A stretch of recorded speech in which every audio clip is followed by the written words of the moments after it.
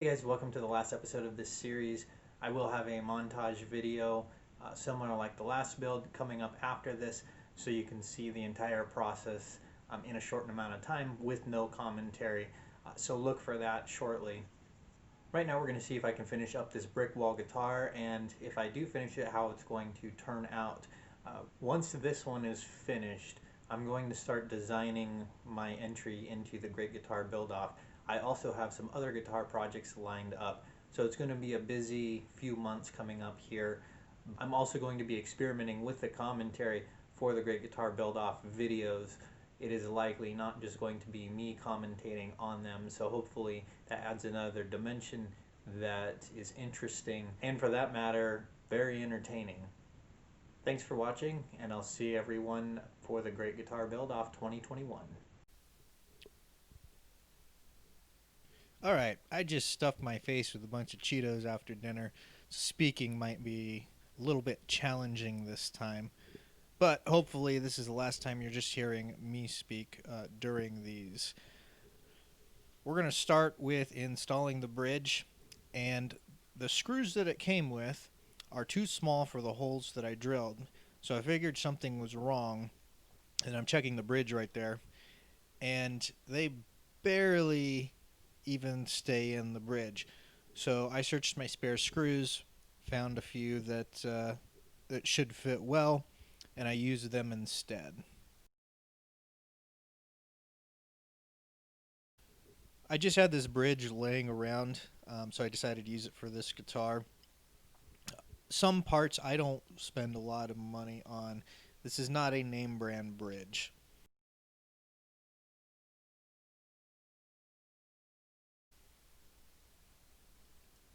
This was a pain. Basically, these little brackets are going to hold the back plate. I was going to use magnets originally, but decided against that in the end. So now I'm trying to create the back plate, which I cut 4 thin pieces of. Actually, I think I cut 5 from the spare bricks that I had, and now I'm gluing them together. I did not measure, I estimated, and it actually caused me a lot of extra work.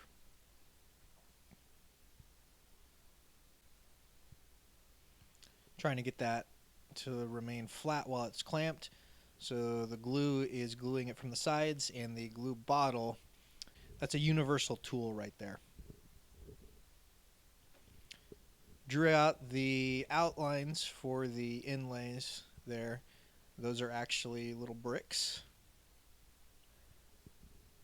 This was a pain, and it wasn't because of the small lines or the tool. It was because of the wood. This is Wenge. I've never worked with it on a fretboard before, and I don't ever want to work with it again. It is very beautiful, and I've got some extra fretboards still that I am going to end up using. But trying to inlay stuff, I'm just going to probably drill out fret markers, just drill out holes for those and put fret dots in the next time. So here I'm doing a custom inlay. This is my first attempt at a vine inlay, and I looked at a lot of pictures. I thought about this quite a while before I decided what to do, and I just wanted to do it on the 12th fret, and it's asymmetrical, and it's just kind of hanging down. Most vine inlays will go the entire length of the fretboard. I didn't want to do that, mostly because I wanted to do something different. The other thing is I've never done a vine inlay, and I didn't want to risk it on this fretboard for something that big. Anyways, this was a struggle trying to carve that out. This type of wood does not allow you to move your tool where you want your tool to go. I even brought out a scalpel blade right there to try to carve out some edges so that I had a better line to cut to, because it just wanted to take that bit wherever the wood wanted it to go. I didn't have as much control as I wanted.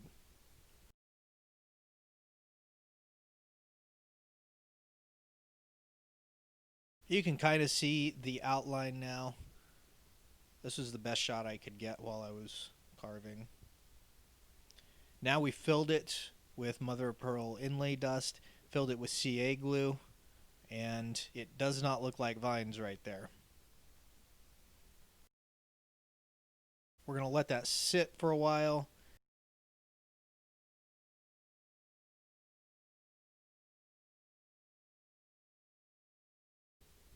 You'll notice I did a number of bricks equal to where the fret was, and I did them in a variety of different ways.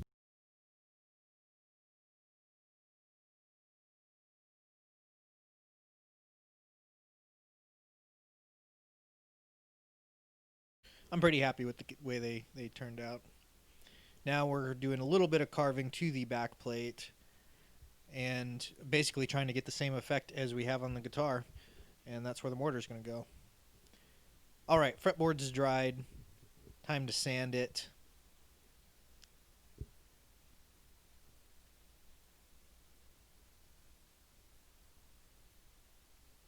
And there you can see it kind of starting to come through. And a little bit more. I didn't really know what it was going to look like in the end until I sanded it. And there it is. I'm very happy with the way it came out. I just did side fret dots for the rest of the fretboard. My saw needed to be sharpened. I tried sharpening it. I did not do a very good job. And there was some tear out on the fretboard here because of that. This was a struggle, as you can see right there. A saw should not be cutting like that. But I got through it, made them deep enough, and now we're installing the frets, putting some super glue in there. You don't necessarily need the super glue to hold them. The super glue is in there to add some strength to the fretboard. I didn't really have much of a gap, so I didn't need to fill it with sawdust and wood glue. I just put a little bit of super glue in there for some added strength. But I've done guitars without putting any glue in there. The frets stay in. It's totally fine.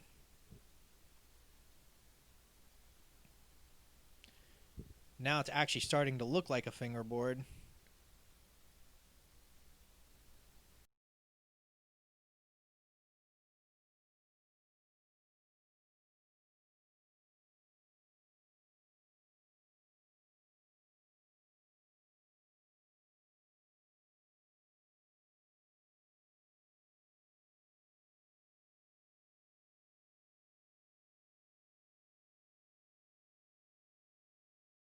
I try to put the frets in, hammer each side, and then hammer out from the middle.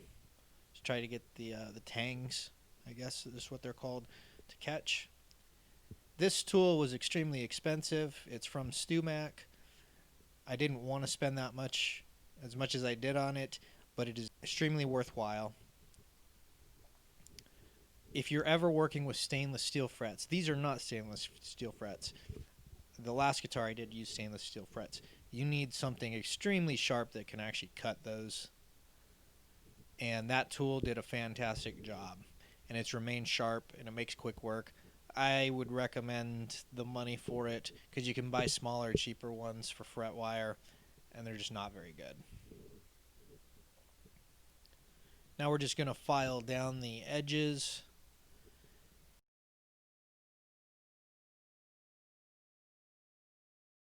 Once those are filed down, we start beveling the edges. I want the sort of angle, and then we'll round them over. I decided this was the point where I was going to put in the side dots. I had some leftover ones from the very first guitar that I built, so I decided this is a fantastic place to use them. They're white. The 12th inlay is relatively white, so might as well put them to use. Put some super glue in there, tap them in.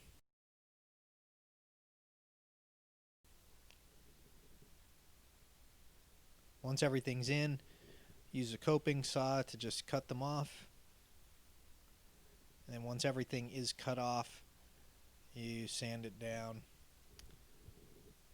And more sanding there, leveling out the frets. That process took a while. It's boring. That's all you get to see. Now we are getting ready to attach the neck to the body. I'm feeding in the screws to start, and now I'm doing them one at a time into the body, into the neck from the body. Anyways, after a bit of messing around, we got it attached. It's nice and flat, and it looks good from the back. Same concept as the guitar body for the back plate. Make some mortar, use a masking tape, fill the gaps.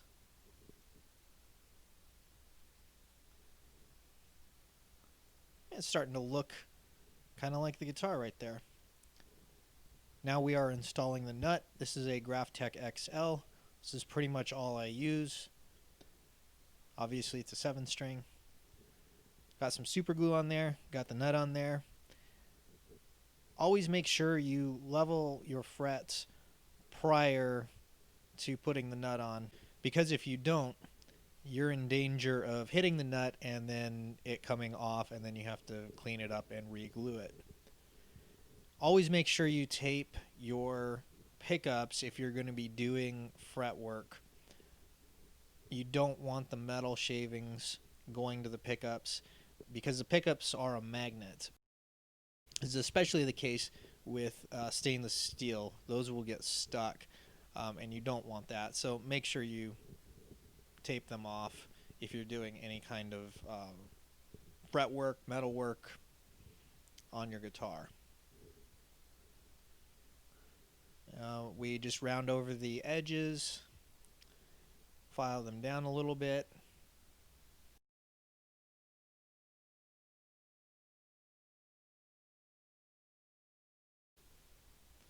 Now we're going to work our way up with sandpaper. I went up through 3000 the first time. I actually had to redo a lot of the fretwork, and I did not go up through 3000 the second time. I went up through 2000 the second time. I use fret rubbers as well, so once I go through all my sandpaper, I then use a medium fret rubber and then a fine fret rubber, which polishes it, and then I polish the frets. So I felt like it was kind of a waste of time. There I am using the fret rubber, but I felt like it was a waste of time to use the 3000 grit there, so I just skipped it. There's the polishing compound that I'm using, and a microfiber cloth. I think these cloths are actually for buffing out cars, but they work very well for polishing guitars and frets and things like that. Now we're feeling the frets, making sure there's no sharp edges. That was also the point where I realized the first flaw with this guitar. And there are a few flaws. The first one is I do not have enough access for the amount of frets. This is a 24 fret instrument. Well, it looks like a 24 fret instrument. It has 24 frets, but it really is a 22 fret instrument. That is something that I did not realize when I was designing it. Everything seemed to measure the way it should. The fretboard, the neck, it all went as deep as I wanted it to go into the body, and I thought the cutaway was far enough, but with the angle of the cutaway, it just wasn't quite enough. So it's very, very difficult to access those last two frets. It's not a big deal. It's still very playable. You just imagine that you're playing a 22 fret instrument, which is very common as well. So just can't use that guitar for those parts with the where you need the 24th fret access on the E string. Now I'm doing some soldering, preparing everything. Those little clips help a lot. They keep everything angled the way I want them. It's easy to see what I'm doing. Everything kind of stays put as I'm soldering. So that has helped me a lot, and I tried to get as much soldering done outside of the guitar as I could.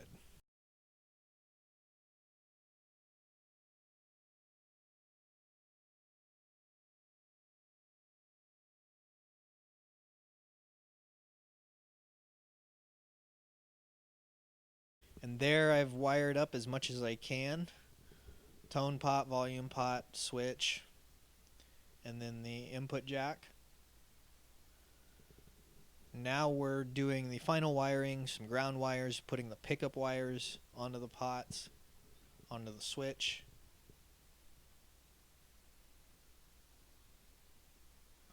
Those pickup wires were terrible. And here we are trying it out, seeing if we get sound for the very first time. And we do. And we have a guitar. I lost the audio there, so you didn't get to hear it, but it worked. Those are the strings that I put on initially. I didn't have any 7-string sets. Well, I thought I didn't. I found later, after this guitar was finished, that I had a set in my case. But I didn't know that. So I used an 8-string set. The 8-string set was way too thick. I think the B string was a 64. I wanted a 59, so it was way too thick. Anyways, we're filing down the nut so that the strings can go as low as possible. I use a combination of files. The nut file I have there, it's not thick enough for the 7th string. So I'll file it down with that, and then I have some other files that I'll use to widen it a little bit. You have to be very careful here. Just test your depth as you go. Don't file too much. It's better to be slow, take your time, and get the right depth.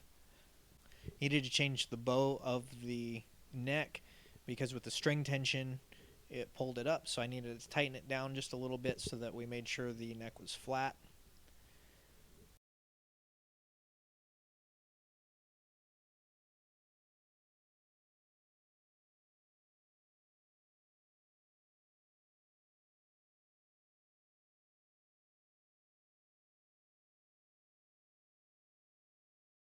This is me redoing a few frets after I'd put on all of those strings. I had some dead spots. I did not use a fret rocker to check how level it was. There I am using it like I was supposed to the first time. Don't get lazy. I got lazy. I thought it was fine. Everything looked level. Felt fine. And then I played it, and I had a bunch of dead spots on 5th and 6th fret. And I didn't even put oil on it, so I needed to finish the fretboard anyways. So took all the strings off. Now we are checking one last time to make sure everything is nice and level. Rather than using magnets, and rather than using screws and trying to pop it out, I made a little device essentially with a nut, and I super glued it on there, and you just put there you can see it fits nice, and you just pop it right out with the bolt. I also really like the aesthetic with it, and that's why I decided to try it on this guitar. It's a chrome silver bolt, and I think it fits right in the back with all the other chrome hardware that we have going on.